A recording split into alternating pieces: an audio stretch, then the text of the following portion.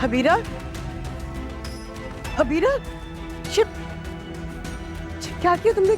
How dare she! आपने देखा मेरे कपड़े मेरी जोड़ी पहन के कैसे मिल रही थी वो? मेरा वो तुम मम्मी, मेरा बोय, मेरे कपड़े मेरी ज्वेलरी, सब कुछ ले लिया मेरा। अच्छा बेटा, तुम्हारा मोहित के साथ रिश्ता ही नहीं रहा तो फिर ये कीमती कपड़े, जेवर, इनसे क्या फर्क पड़ता है? किसी के पास भी रहे, ये सब चीजें तुम्हें अजियत नहीं देनी चाहिए। इन सब चीजों की कोई अहमियत नहीं होनी चाहिए। देखिए, हर वो चीज इंपॉर्टेंस रखती है जो मैंने पसंद की हो। उसकी औकात याद है ना आपको? मेरी उतरन पहनने वाली, मेरी रिजेक्टेड की हुई चीजें पहनने वाली, आज उन कपड़ों में घूम रही है कि कोई पर्सनालिटी नहीं है। Doesn't even suit her.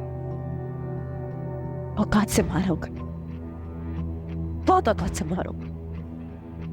तुम अब अपनी नई जिंदगी शुरू करने जा रही हो तो क्यों माजी के बारे में सोच सोच कर अपने आप को अजियत पहुंचाती हो? भूल जाओ सब पुरानी बातों को। और वैसे भी तुमने हारून की अम्मी से कहा है ना, इतना रूड होकर के सब चीजें तुम अपनी मर्जी से खरीदोगी, अपनी पसंद से लोगी, अम्मी जैसे तुमने पहले ली थी।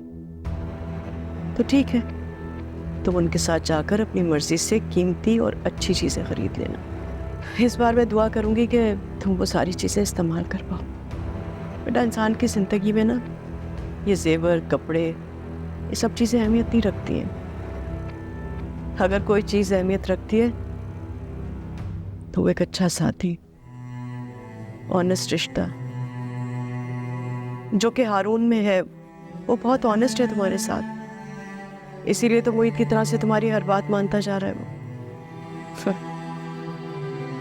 मगर मोहित तो मेरे साथ ऑनेस्ट नहीं था, और ये बात आप जानते हैं।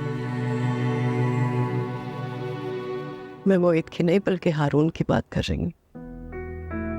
और जिस तरह से तुमने हारून की अम्मी के सामने बात की थी ना, उनके चेहरे से साफ लग रहा था कि वो बहुत अपसेट है, उन्हें तुम्हारी बात अच्छी नहीं लगी थी। बेटा मम्मी प्लीज, मेरी शादी हारून से हो रही है, उसकी माँ से नहीं हो रही है। As far as I'm concerned, हारून को कोई बात बुरी नहीं लगी और ना ही उसने नोटिस किया कि उसकी माँ ने कोई बात माइंड की है। That's it.